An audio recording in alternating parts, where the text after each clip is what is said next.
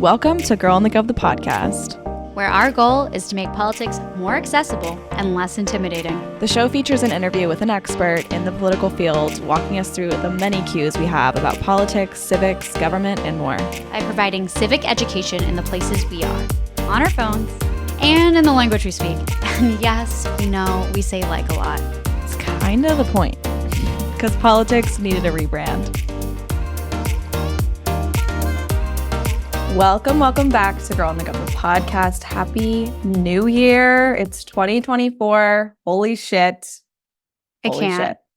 I feel like we've been, talking about this year for years, and it's here now, and who knows what it's going to hold for us, No, literally. I can't remember who I was talking to, but the fact of what can happen in a year's time is so mind-boggling. Even when I was trying to describe where was Girl in the Gov a year ago? What were we doing? I can't even fathom, and I can't predict. Who knew the beginning of last year we would become newsletter girlies? We were entering our newsletter era. But there's so many things like that where it's you never know whether it's business-wise or politics-wise or whatever, what's gonna get thrown our way. And that's one of those things that going into this crazy election year has me on the edge of my seat in good and bad ways. My anxiety has never been higher. Never been higher. I know. So it's crazy. I feel like there's so many different outcomes that can happen. And honestly, I don't think it's going to be what we think it is. Something's going to happen and I don't know what, but I'm obviously hoping for the best. And I think the best You're the positive one of us will too, happen, so but I just positive. don't think it's no, I'm saying positive about it. I'm just saying I think the actual journey to this election day, something's gonna there's gonna be some type of switch up, and I don't know what it is, but we'll just see. I don't know. That's how I feel too. Especially think about 2020. We didn't at this time during that cycle, we didn't have the pandemic in full force yet. I don't want anything bad to further happen. This world is already a shit show. That's not what I'm suggesting for the world to happen. But just in terms of what huge thing could happen and change the course of a conversation and dynamics of an election. It's And then think of midterms, Roe being overturned, even though we all knew that was kind of going to happen. Yeah. But still, it still did happen, and it still did have a cause and effect. Yeah, I totally agree. I think it's going to be interesting, and we'll be right here with you guys through it all and just breaking it all down. So I'm excited for what's to come. And this episode is 2024 looking, and we get to talk to a candidate who's running this year in a very, very huge election. But before we get there, just curious, what you got up to over our little season break here that we had. Okay, you should be proud of me because I tried to relax. I tried. Good for you. It didn't really work. But the effort was there. So just know, be proud. I watched the My Life with the Walter Boys or whatever that show is called. Don't say whatever that show is called. You know what it's called. No, I always mess it up. I can never get the words right. But True. I literally watched it at least 5 times. Front to back to front. Yeah. So and Sam gave me this You can have an intervention. You can Sam gave me a little hint today over text what she was up to. And she said she watched this show the whole season multiple times. And guys, we've been off for 2 to 3 weeks. Okay. And you managed to not only finish a show, which is normal, but to watch it multiple times the entire season. I'm shocked. I watched 1 episode of that show, but I'm yet to I'm excited for you to just dabble. You might find it too cheesy. Normally, I think in a normal I did find it a little cheesy. It is. It for sure is. But I think that's why, even though that's actually a little bit outside of my normal watching vibe, I was into it, and it felt it was an excuse for me to be off my phone. And because I knew what it was I felt I was watching some psychologist on TikTok was telling me about how my anxiety is high because I keep watching something because I know what's going to happen. It was one of those things where it was okay, I know it's going to happen. I like what happens. So so you're just it's your happy place. Totally. It's like, oh, my light just went out. That's a bummer. I look so much better with that on, but ran out of battery. What a bummer. Okay. Anyways, now I'm in the dark, y'all. So if you guys aren't watching on YouTube, your lighting still looks great. It doesn't look any different to me. Thank you. It's giving shadowy nighttime event. And before it was giving superstar walking on a stage. So, we're just going for different vibes, just like my show taste. So anyways, that's what I did. I caught up on Southern Charm. And I caught up on Winter House. The Taylor-Olivia dynamic is wild. Where the hell Taylor gets off thinking she's right in any dynamic. Like, I know it's reality TV and they cut things and whatever, but like, I don't think there's a way you could cut that where she's somehow right. I've never been more Team Olivia than humanly possible. I know. It's crazy. It's a good season. And it's my first season of watching it. And I didn't know that. I'm excited. Welcome aboard. Thank you. I think it's my third, but I actually think I binged the last two during like last Christmas break. Like I think that's when. So it's I like that Paige is on it now. So I think I started it because Paige, and then I kind of like wasn't habitually watching it, and then someone told me that it was getting really juicy, and I was like, okay, let me get back in. Wait, just speaking of juicy and jumping to Winter House, I think that Sam and Corey broke up. Really? Because that was like the one thing I saw on IG today. Like, she posted something, was like, New Year, fresh start. Like something that's like a classic like breakup type caption. Then they still follow each other, obviously. This is what I spent my break doing. For 5 seconds, I was like, okay, putting together viral. I mean, I was already on social media, but I was like trying to like get into deep dives and like rabbit holes. That one, I honestly kind of hope that they are, because I just had little faith in their relationship from the jump. And I think the Winter House thing really solidified it for me. The way she like cornered him into asking her to be her boyfriend, I was like, come on, girly. Like, and the way she handled the other girls in the house, when the one girl, she was like, imagine if you were in a situationship for 8 months, and the girl was like, I literally wouldn't be. Like, I was that girl. I was like, I would absolutely never be in that position. Like, shit or get off the pot. I feel like it's also a very good telling point of the age differences. Like, I know that Malia girl is a lot older than she is, and Sam is like very young 20s. So like that difference too, and even her dating Corey, like I just see how like that flows into things. Bravo gossip. So much Bravo gossip. And I'm behind on like all of the Real Housewives, so no one texts me about that yet. No surprises. Thank you very much.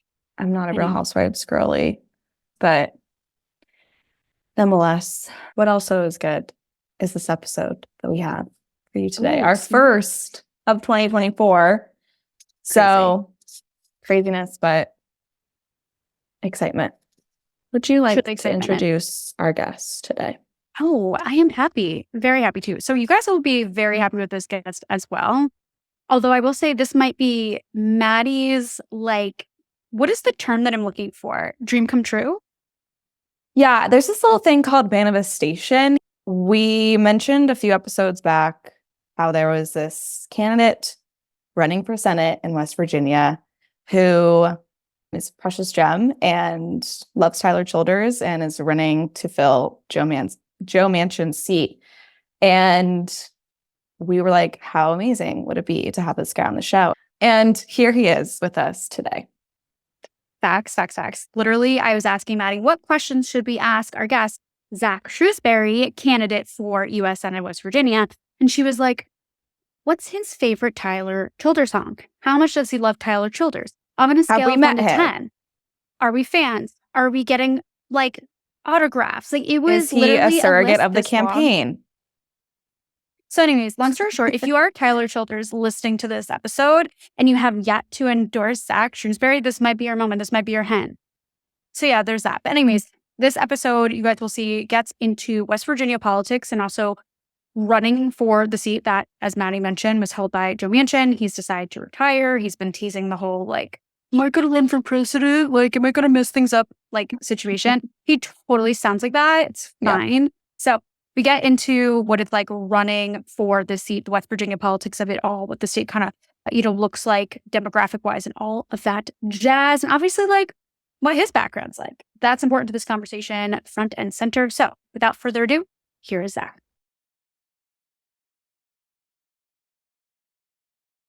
All right, Zach, welcome to Girl on the Gov, the podcast. We are so excited to have you. One, because you are running for Senate in West Virginia. So much to talk about there. And two, you are a fan of Maddie's favorite person on this earth, which is Tyler Childers. So to start things off, what is your favorite Tyler Childers song?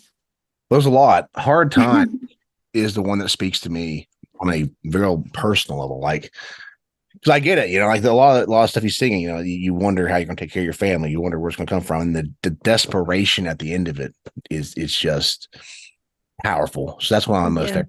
And then obviously probably Feather Indians is the other one, but everyone loves that one. So I try to be a rebel and like something different. But yeah, it's very talented artist. But Hard Times is my favorite. Great choice. Love it. Have you seen Maddie, him live? what's your fave?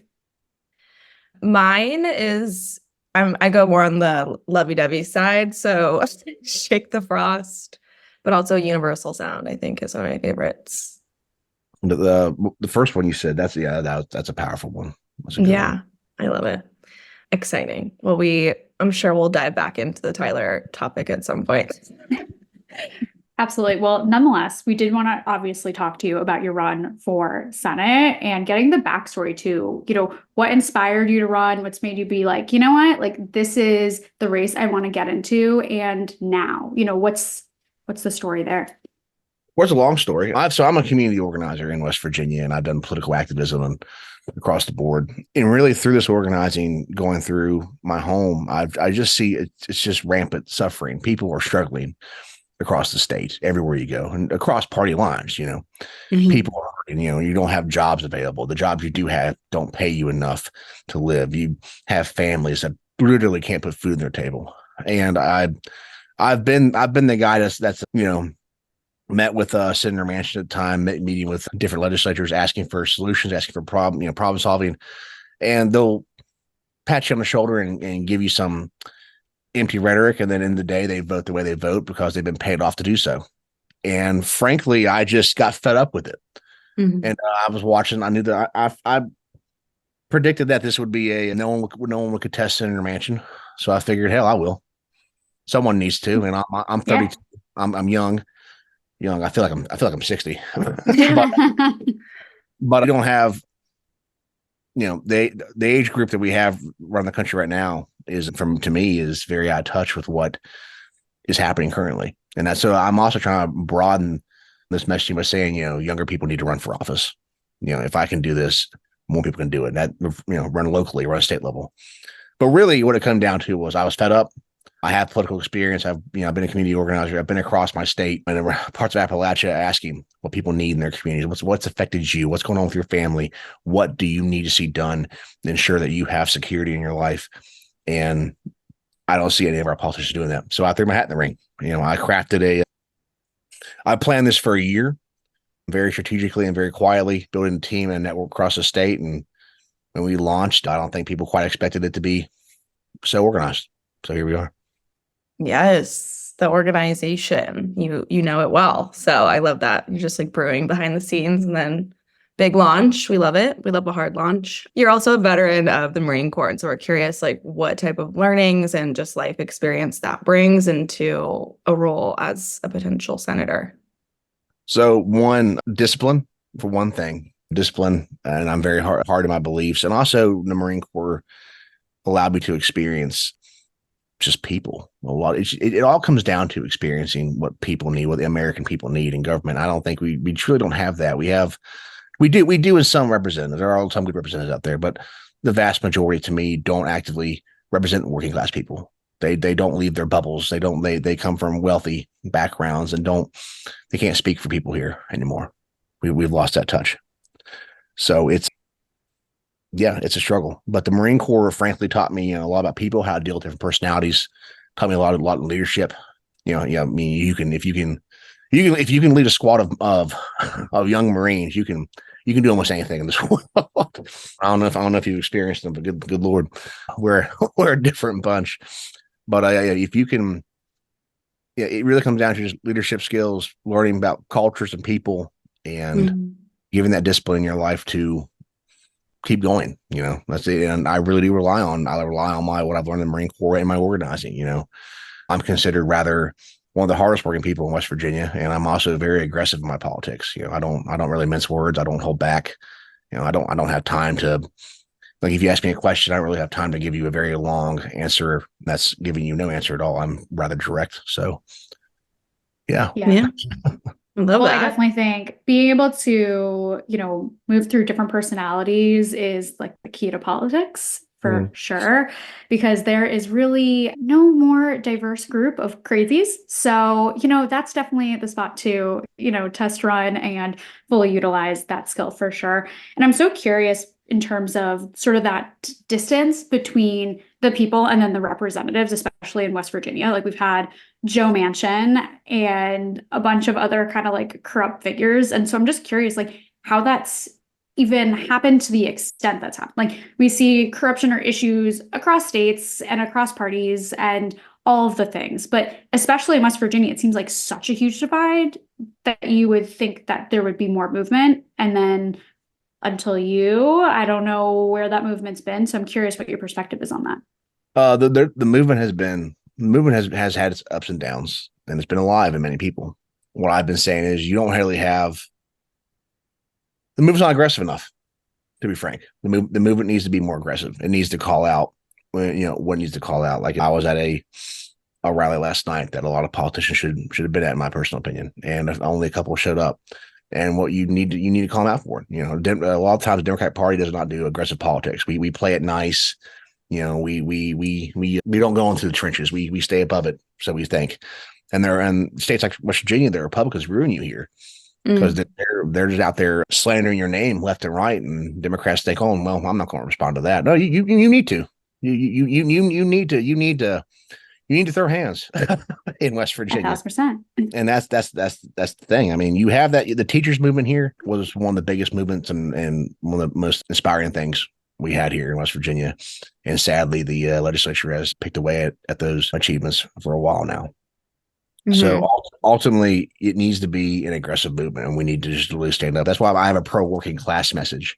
It crosses party lines. I'm not here just to be a Democrat. I'm here to advocate for working West Virginians and see, what's going on in your community. And I've had a lot of success with that. People, I'll go into the hills and hollers. I'll go all the way to the back and find that guy who's never seen a guy running for office before. And you all might not be shocked, but I mean, it's surprising to a lot of people. It's politicians here don't go out. Fear people in West Virginia have been put down for decades. We've had no representation, as you all said so. The best thing we ever got was Senator Manchin.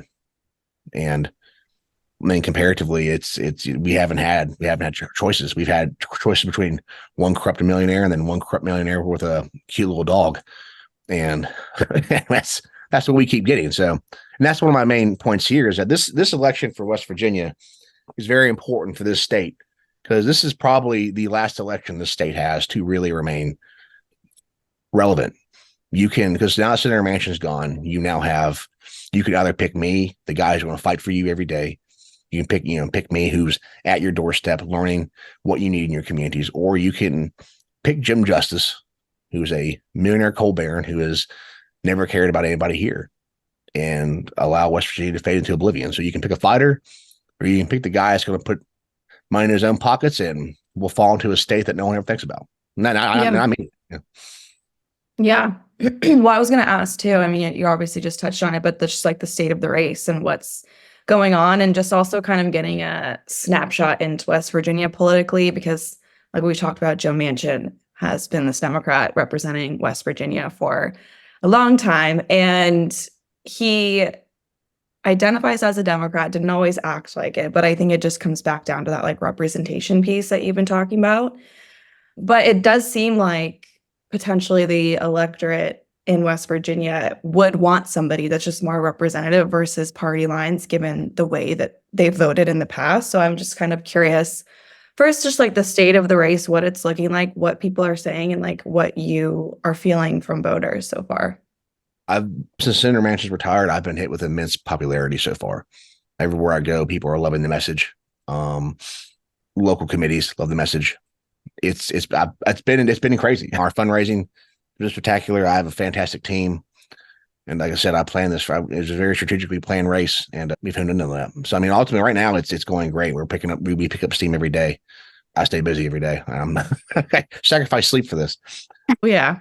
But the state of affairs here, West Virginia, like I said, it is a red state. I wouldn't say it's a Republican-held state. And why do I say that? Because if you look at the 2016 race with Bernie Sanders and Donald Trump, both polled very well here. And if you pull the poll numbers, Bernie Sanders outpolled Trump in many counties. But why is that? Because West Virginians, and I've said this before, have been put down for so long. We just seek someone who seems to be genuine, who seems to care about us. And Bernie didn't make the primary, so that left Donald Trump, who came here and fear-mongered his way through. Because you can inspire people through fear or hope. Mm-hmm. And I'm trying to give a more hopeful message, much like Bernie did. But if you can't have hope, people will side with fear. And I think West Virginians really just wanted someone who could throw a brick through DC, and they chose Donald Trump. And that's the thing. And if you give people here another option of someone who's genuine, of someone who actually understands where they're coming from, like myself, because I live these struggles. I've been in the positions where choosing between rent, groceries, choosing between, pay my car insurance or, go see my family. It's tough. And most politicians can't say the same. So really, like I said, West Virginians just want someone who's genuine. And really, in this whole race, I'm being me. I'm being myself in this race. I'm trying to change up politics a little bit, and it's gone very well so far. Yeah, well, it's very exciting to see some movement, some momentum. And I know you're chatting with all of these voters. You're seeing this momentum happening and these conversations evolving. And I'm curious, what are the issues that are top of mind? Like, if there is one issue even that voters are saying, like, can you please do something about this? What would that be? It's so many to really get one. You really have to, it would come down to between just job opportunities or handling the addiction crisis here. It really is a tie for that. And so I'll touch on both a little bit. Jobs, for one, aren't plentiful here. People, we cling to a dying industry, and my family is coal miners, but we cling to a dying industry that is not good for the land. It doesn't treat miners well at all. I'm a fan of the UMWA. I wish the mines that do exist would be unionized instead of being these corporate-led fiends that treat miners like crap.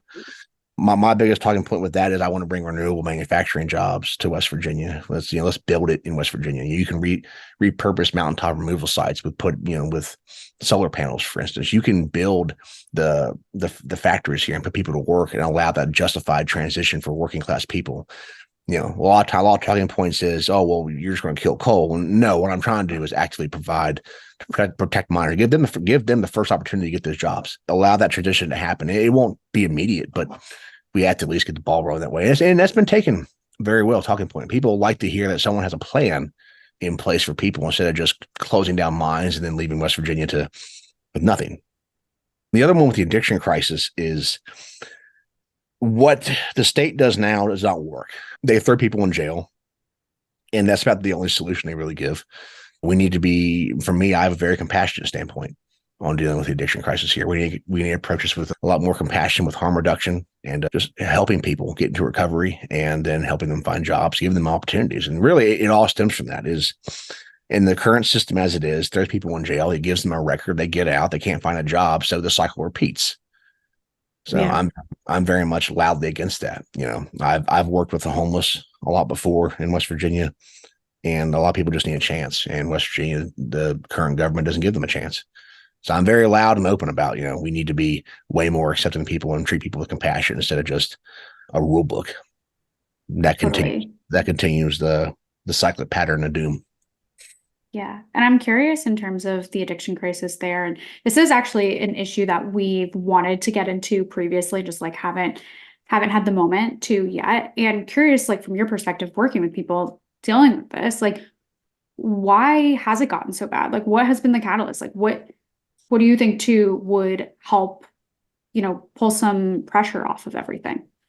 Well, the catalyst was the pharmaceutical companies dumped their pills here, and it just went rampant. And I'm not the most educated person on on that one. I'll put you in touch with the organizers that actually doing the hard work here. I know quite a few that are in the recovery scene and do this. I mostly help them, but like I say, people, there's nothing here for people. People are desperate for anything, and it. One of my friends told me last year, no one starts out using drugs and says, "Man, I can't wait to ruin my life." No one thinks that, but that's how people are treated, and that's ultimately is, we need to quit having such cold hearts to people and actively start encouraging, like I said, just encourage people into recovery. Keep people safe. Engage in harm reduction. Quit being so afraid of helping people. I mean, in West Virginia, we're still trying to break. I'm trying to break the stigma off Narcan. A lot of people are afraid of Narcan. I'm like, why? It's saving lives. It's saving people. Why are we so afraid of it?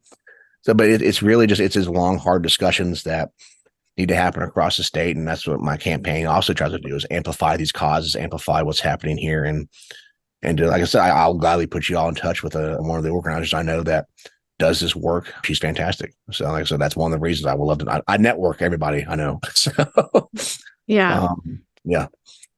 And what's awesome too, I think, about that and potentially having you as a senator in the U.S. Senate is like that the issue of addiction has spread across the country, and it's really just taken over in a lot of states. And I think we need a leader on the federal level who's going to actually, implement real solutions and bring that compassionate angle to solving this issue. Because it's really everywhere. But curious too to talk a little bit more about Joe Manchin and just kind of his tenure and how you also mentioned in your organizing you did have some meetings with him and talk to him about the issues facing people of West Virginia. So I'm just kind of curious, like, while he was in office, even before you decided to run, like your thoughts on him and his representation.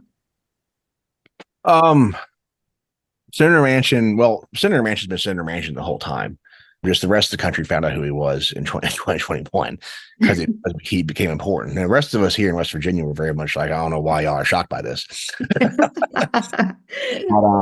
But Senator Manchin, when I met with him, it really depended on the day. He was very receptive in some meetings. In other meetings, very closed off. I worked for a veterans organization, and we brought veterans in to meet with him the first time, and we started talking about our problems. And he basically said, he didn't interrupt, but he waited. He's like, "How many of you are actually from West Virginia?" And of course, like 95% of the Zoom call raised their hands, and you could see, and he's like, "Oh, okay, fine," because he's used to non-West Virginians advocating for things, but he will listen to West Virginians. And that's one of the pros about him, is that he will listen to people, or he'll at least send an intern or someone to come find you. I'll give him that. Comparatively to Jim Justice, who doesn't even show up to anything or seem to care, Joe Manchin at least sent someone out to talk to you at some point.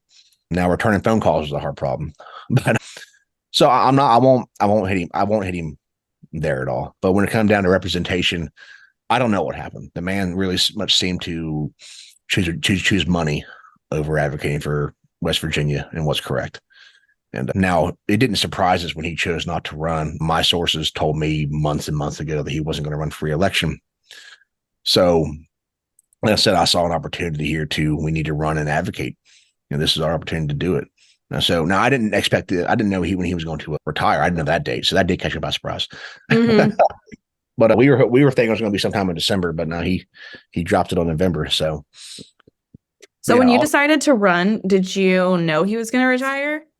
No. Or were you planning to run against him? I plan on running against him. Mm-hmm. And then once I told a few people my plan, then one of my sources who knows him very well was like, "Oh, he's not running. He's not. I promise you he's not." So we're like, okay, that's fine. Well, we're going to run against him anyways in case he wants to. Mm-hmm. Because someone needs to. And if he doesn't, then we'll keep on moving forward. So we had plan A and plan B in place the entire time for whatever happened. But like I said, we weren't shocked when he decided not to. So yeah, I feel like I was waiting for him to just do something. I didn't know what it was going to be, but I was like, okay, what's going to happen here? Like, I mean, I don't think he'll run for president. I couldn't tell you what he's doing. I think he's trying to stay in the news. And probably trying to build his own organization. I think with Mitt Romney now, I think they're hanging out. Well, I couldn't really tell you what he's doing right now. About running for president, I don't know if he'd throw his hat in the ring for that or not. I don't think he would. Senator Manchin wants to win, so he'll pick what's best for him and how he can win. And running for president of the United States, I don't see that one happening. So Yeah, we'll see. that's a good point. That is a very good point. Well, I'm curious in terms of West Virginia, everyone looks at it as this like super red state. And what like something that drives both of us nuts is that Dems typically just ignore the red states. They're like, oh, it's a loss. Like it is what it is. Like it sucks, but we'll focus on these other, battleground states or purplish areas and whatnot. And we feel like it's such a miss if you're not engaging, like you can't win at all, and you never create sort of the mapping to do so in the future. And so I'm just curious, like how you felt with that sort of mentality and running in a state that the Dems typically minus Manchin have written off. Well, I'm very much trying to show that you shouldn't write us off. That's the one of the whole point of this campaign, to show the Democratic Party that, hey, there are fighters here. You can't just write off rural America. And like you said, the Democratic Party has vastly written off rural America. But frankly, and for whoever listens to this, that's bad tactics. If you allow the Republicans to hold rural America to the point to where a Democrat can't even breathe here, what's going to happen to the Democrat strongholds that you do have? I mean, then the Republicans will now have power to keep encroaching on that, and you have to defend that. So the Democrats are putting themselves in a defensive posture. And like I said, you never see the Democratic Party ever really go on the offensive. And I'm trying to show that West Virginia, I'm on the offensive. There's no defense here. It's all offense. We're making moves, and I'm moving quickly. And I'm trying to, it is kind of an experimental campaign. I'm not following the rule book here. I'm really doing my own ideas, my team's ideas, and see where we land. But right now it's been very positive. So good. Yeah. I mean, that's just like we said, it's so frustrating too, because it's, especially in a state like West Virginia, like you elected a Democratic senator, like there are pathways there. Like I think the same thing about like Kentucky, that's like a statewide election. If they're electing a Democratic governor, like why aren't we looking into that? There's so many opportunities to reach people, and you literally change lives at the end of the day. So yeah, but love your campaign. For people who live in West Virginia or outside of it, like how can people get involved with your campaign, continue to follow it, and help organize this? If people want to volunteer, they can go to my website, shrewsburyforsenate.com. I'm also on all social medias, X, Facebook, TikTok, Instagram. So feel free to follow me on all those. And I'm also very readily available to talk to anybody. People can just email the campaign, and usually it is me responding to you. So I do my best. I mean, there's a lot of people emailing. But I do my best to respond the best I can. But yeah, if anyone wants to get involved, that's the best way. And at the end of the day, for the West Virginians who listen to this, is you have a choice between you can pick a working class guy who actively just wants to help people, actively is in your communities and understand your struggles, or you can pick the corrupt coal baron. Mm-hmm. So in the day, it comes down to, you want to choose the worker or you want to choose the company store. Yes, I love that. And have we talked to Tyler? Are we getting to a surrogate on the campaign? Because I would love for Tyler Childers to do anything. I don't know, breathe in the general direction of this campaign. We have a couple contacts for him. I'm not sure if they're real or not, but they were given to us. I have not tried to reach out yet because I would like to craft a message around how to reach out to Tyler and get him more involved, because politically, I think we're very much aligned. Yes. But I think he would love what you're building. But we are actively, it's still in a building process to figure out how to get Tyler Childers to come to West Virginia for an event. But that'd be great. Absolutely. Well, we're gonna clip this and tag him 10 million times and be like, "Excuse me." That's fine. Honest to God, please do. Yes, we will help you on this mission, and I just want to be invited to that like GOTV concert. That's Absolutely. That's all I have. I saw him at Healing Appalachia last year, and it was great. So I saw him this year for the first time too, and it was just incredible. No, man's talented. He's very talented. He's so good. Yeah, feel free to get him out. Yeah, this is gonna be a group effort. We're gonna get Tyler involved. Absolutely, nice. I appreciate it. Yeah, hell yeah. All right. Well, this has been wonderful Tyler talk and all things in between. Thank you so much for joining us, and we can't wait to, see where this race goes. And thank you all for having me on.